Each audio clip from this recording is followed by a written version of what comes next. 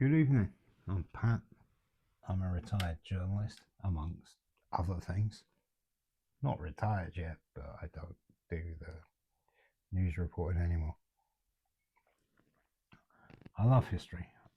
I love old style news writing, and I like trawling archives and coming up with different stories as they were written. I do put my own tabloid spin on the heading, but everything else is as it was written, and this is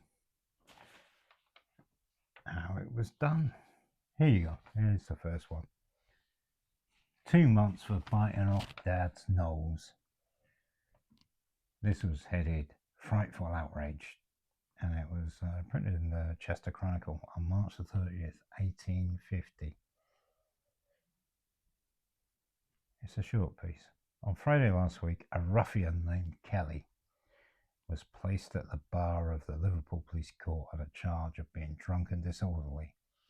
He had, with the greatest of difficulty, been taken to Hotham Street in Bridewell, where his behaviour became perfectly furious. His father came to Bridewell to look after him, but on seeing him, Kelly burst from the grasp of the 3 officers, rushed at him and bit off his father's nose. He was sent to jail for 2 months in default of paying a £5 fine. Seems a bit lenient, but there you go. Must have been a bit more to that than meets the eye. The next one, Winston Churchill and the Cabbage Thief. That's my heading. And the heading in the Driffield Times on Saturday the 8th of October 1910 was "A month for stealing a cabbage, but Winston Churchill showed no mercy." Pontefract man Thomas Hepworth was sentenced to 1 month's hard labour for stealing a cabbage. He took the vegetable, valued at 1 penny. It was from a gardener in Halfpenny Lane after a night of drinking in the Yorkshire town. The case was later taken to the then Home Secretary, Winston Churchill, but the future Prime Minister refused to interfere, and he let the sentence stand. This next one's from the Shipley Times and Express, Saturday the 15th of August 1891. They call it a strange theft. I call it 3 weeks hard labour for taking a 2pence worth of tatties. At Enfield Petty Sessions, James Nash, aged 40, of Sweetbriar Cottage, Edmonton, was charged with stealing a quantity of potatoes valued at 2p. And it was the property of Charles Richard Pike, a farmer and market gardener.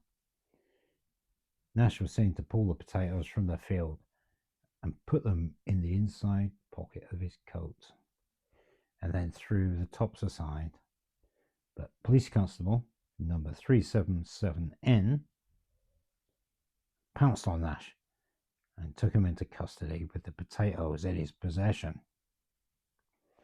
From the bench, Mr. Latham told Nash that there was not the slightest excuse for his conduct, as he was employed and not suffering from hunger. He was sent to the House of Correction and kept to hard labour for 21 days. Nash's offer to pay a fine instead was declined. Well, there you are. This next one is from the Teesside Mercury on the 4th of July 1855. I called it "Where There's Muck, There's Brass." The story is a lesson for the over-particular people. On Saturday last, says the Carnarvon Herald. See that? They just covered it. They just reprinted the story from the Carnarvon Herald. A person living a few miles from Ruthin, having a bed of early potatoes, got them up. In consequence of the early rains, they were very dirty. Accordingly, washed them, and thinking people would not like to purchase dirt by the pound. They were hawked through the town and offered at 4p per pound, but not a purchaser could be found because the potatoes had been washed. 12 pounds of them had to be carried home again that very same evening. A quantity of soil was mixed with water and made quite muddy, in which the potatoes were steeped in for an hour and afterwards placed on the bed where they were originally taken from, fresh soil being thinly scattered over them. On this way, he had the benefit in the morning when they were taken up dirty, and then they weighed 15 pounds. They were taken to town again by a female and readily sold at 6p a pound to most of the parties who would refuse them on Saturday for 4p. Well, there you go. Maybe they didn't like things that looked over-processed and wanted organic, you know? Back there in 1855. Didn't trust it was too clean. Maybe they thought it was synthetic. Right, the last one. Fine for funeral fight. The heading is Undertaker dragged by his coattails. It was a graveside punch-up. This was in the Star and Advertiser on April the 25th, 1890. At Highgate Police Court in London on Monday, Thomas Bevan, superintendent of the Marylebone Cemetery, was summoned for assaulting an undertaker. The complainant said that soon after he'd lowered the corpse into the grave, the defendant demanded the parson's fees. The complainant replied that he'd already paid and he was leaving the cemetery by carriage when Bevan seized him by the coattails and dragged him off. He then kicked the undertaker.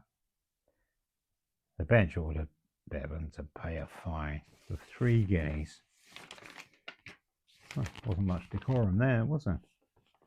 Well, that's it for tonight. What would you like? More court stories, more tabloid stories, more animal stories, or human interest? Let me know and I'll dig some out for you.